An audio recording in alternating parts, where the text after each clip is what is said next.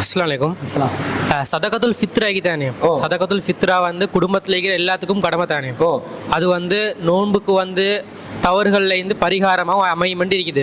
சரி, இதே வந்து நோன்பு கடமை இல்லாமல் ஒரு குழந்தை புள்ளை இருக்குதுன்னு சொன்னா, அப்போ அவங்களுக்கும் சதகத்துல் ஃபித்ரா கொடுக்கணும்னு சொன்னா அந்த பிள்ளை வந்து நோன்பே பிடிக்காது, நோன்பு கடமையும் இல்லையே. அப்போ அது வந்து எப்படி பரிகாரம் அது அமையும், அதை பற்றி என்ன விளக்கம்?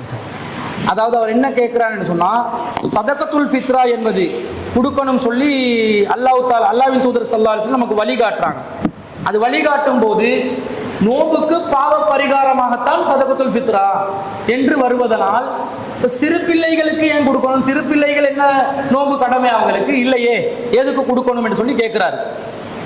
நபி ஸல்லல்லாஹு அலைஹி வஸல்லம் சொல்லக்கூடிய சதகத்துல் ஃபித்ரா சம்பந்தப்பட்ட செய்தி புகாரில 1503வது செய்தியா வருது. அதுல ரசூலுல்லாஹ் சொல்றாங்க, ஃபரல ரசூலுல்லாஹி ஸல்லல்லாஹு அலைஹி வஸல்லம் ஜகாத்தல் ஃபித்ரி சாஅன் மின் தம்ரின் அவ் சாஅன் மின் ஸஈரின்.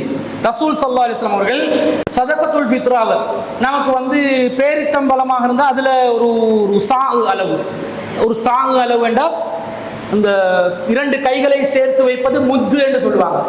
இப்படி அள்ளுற 2 கைகள் நிறைய அள்ளுவது முத்து. இந்த முத்துட 4 ஒரு சாங் என்ற அர்த்தம். இதுல இப்ப 2 கையில் அள்ளி 4 தடவை போட்டோம் என்ற தானியத்தை ஒரு சாங் என்ற அர்த்தம். பேரித்தம்பலத்தில் ஒரு சாவும் அவு சாஅன் மின் ஸஈரின் அல்லது கோதுமையில் ஒரு சாவும் ரசூல் ஸல்லல்லாஹு அலைஹி வஸல்லம் அவர்கள் விதியாக்கினார்கள். அலல் அப்தி, யாருக்கு? அடிமைகளுக்கு விதியாக்கினார்கள். வத்தகரி வல் உன்சா, சுதந்திரமான ஆண்களுக்கும் சுதந்திரமான பெண்களுக்கும் விதியாக்கினார்கள்.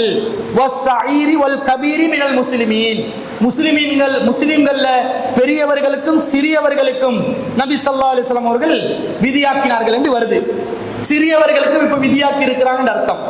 அப்ப இந்த சதகத்துல் ஃபித்ராவை சிறியவர்களுக்கு தான் நோம்பு கடமை இல்லையே, நோம்புக்கு பாவத்துக்கு பரிகாரமாக இதுக்கு சிறியவர்களுக்கு விதியாக்கணும் என்று கேட்கிறாரு.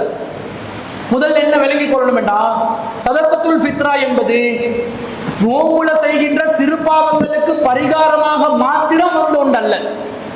சதகத்துல் ஃபித்ராவுடைய நோக்கமாக நோம்புல ஏற்பட்ட சிறு தவறுகளுக்கு பரிகாரமாகத்தான் சதகத்துல் ஃபித்ரா கொடுக்கப்படும் என்று வந்து அந்த கேள்வி முரண்பாடாக தான் வந்து நிற்கும். மாறாக என்ன வருது?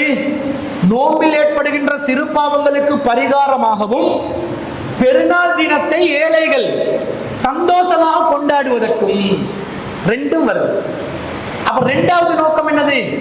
பெருநாள் தினத்தை வசதியற்றவர்களும் என்ன செய்யணும்?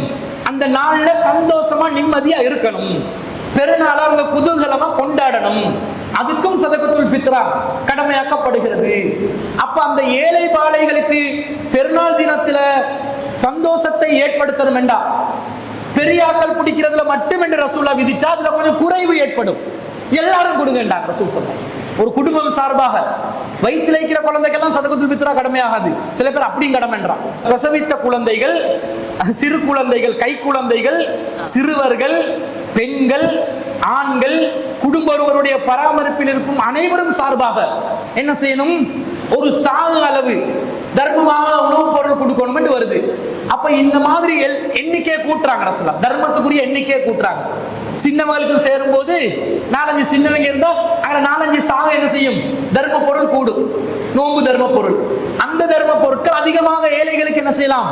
விநியோகம் செய்யலாம் என்ற அடிப்படையில் பெருநாள் தினத்தை சந்தோஷமாக மகிழ்ச்சிகரமாக கொண்டாடுவதற்கான ஒரு தரமான ஏற்பாட்டுக்காக நபி ஸல்லல்லாஹு அலைஹி வஸல்லம் அவர்கள் சொன்னதும் அதில் அடங்கி இருப்பதனால் சிறுவர்களுக்கு அடிமைகளுக்கு கூட சதகத்துல் ஃபித்ரா கடமையாகுவதை நாங்கள் பார்க்கிறோம்.